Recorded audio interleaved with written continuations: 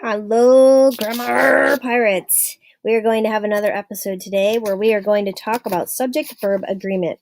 You may not know it by these terms, but you do recognize when a sentence doesn't make sense because people are not using subject-verb agreement.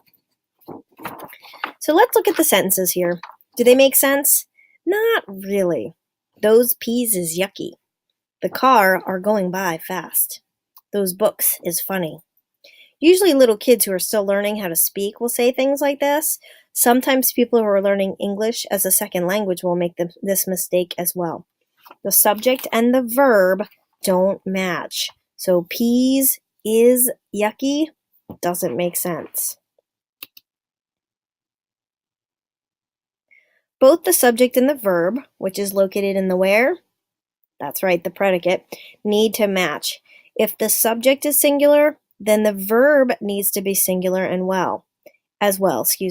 Let's look at the sentences above again. They don't match. So the question is, how do we know when subjects and predicates are singular or plural? Let's look at that a little bit more closely. See if you can even figure it out. So peas, we know that that is plural because it has the morpheme S, and we know that when it's a regular verb. We also know that sometimes when it's an irregular noun, it ends a little bit differently. Verbs, on the other hand, are the exact opposite. If a verb is singular, it has an S, and if it's being used with more than one or if it's being plural, it does not have an S. So that's the big difference. So let's look at some examples here. So I want you to think about the three sentences I have here. I want you to write them, but fix them. So those peas is yucky. Rewrite that sentence so that it actually makes sense. Change the verb. In the car are going quickly, fix the verb so that it matches. Those books is funny. Fix the verb.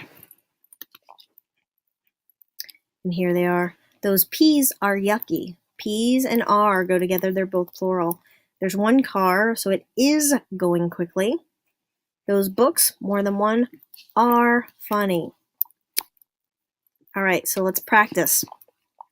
What you're going to do is you're going to say yes or no, whether these have subject-verb agreement.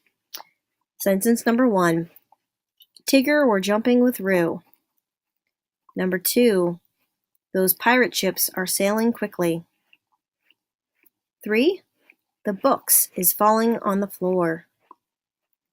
4, Sally and Fred sings on the playground. 5, the turkeys run across the street. All right, so let's see how we did here. For number 1, was there subject-verb agreement? No, there was not. You need to say Tigger was jumping with Roo.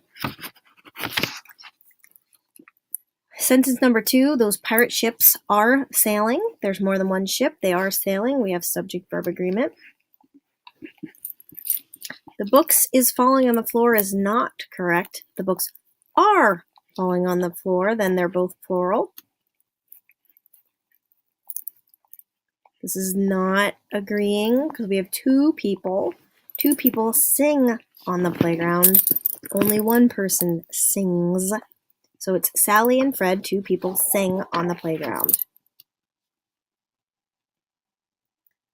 The turkeys run across the street is correct. Run is plural because there is no S.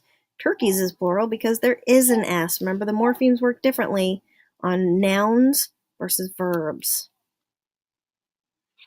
All right, Grammar Pirates, you're ready to go off on your own and practice this concept. Remember what you know about subjects and predicates. And remember that you know about singular and plural nouns and the verbs. They actually work out the opposite. What's step 1 again? Good. Underline and label the verb. What's step 2? Draw the mast. All right. Have a great day, Grammar Pirates.